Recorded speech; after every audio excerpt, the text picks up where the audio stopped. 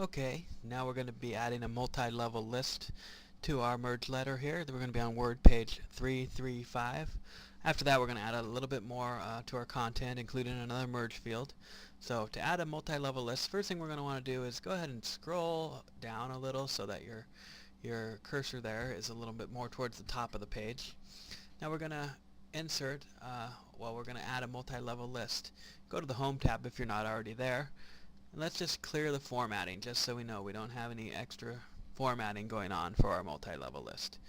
To add a multi-level list, you want to go right here, click on the button for that, and here's the various different kinds we can use. The one we're going to be using for this assignment is right here. Go ahead and click on that, and it adds the list in there for you. So what we want to do now that we have our list there is we're going to type the first word in there, first set of words there, enhanced facilities. Then when I hit enter, it adds a 2.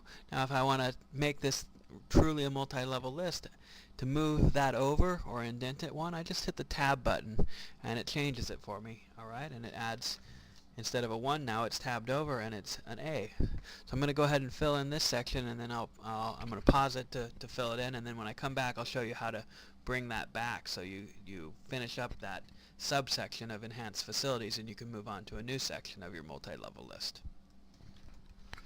Okay, as you can see, I've typed in the three sections, or the 3 subcategories of the enhanced facilities.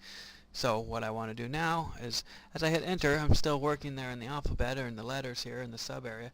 To move out of there, you want to hold the shift button down and hit tab, and that'll move you back to the 2 where you can start to fill in the part where it says expanded instructional programs. So I'm going to go ahead and pause now as I fill in the second part of this. Okay, now that I have all of that in there, what we're going to do to finish off this multi-level list is we're going to go ahead and hit enter 3 times. See, 1, 2, 3, and that ends our multi-level list. Now I'm going to type in a little bit more into the content. We're going to add one more merge field before we finish up with this part of the walkthrough. I'm just going to pause as I go through the next paragraph. Okay, I got that paragraph mostly in there. Now we're going to add a merge field. This is where we're going to add that membership type. You remember we added that into our fields when we created our recipient list. So to do that, we've done this before. We're just going to have a little review. Go to the Mailings tab, insert merge field, membership type right there. We're going to throw that in there. So if they're on the standard plan and they are getting this letter, it'll print it out and it'll say as a member on the standard. If they're on the premium, it'll print out as a member on the premium. So that's basically just another review of how the merge fields work and how you insert one there.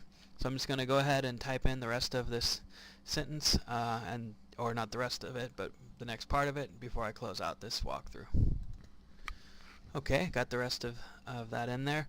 You can see we stop here where it says your new monthly rate will be. The next walkthrough we're going to learn about if fields. So we're going to learn how we can have it display whatever text we choose dependent on certain conditions. In this case it'll be the membership type.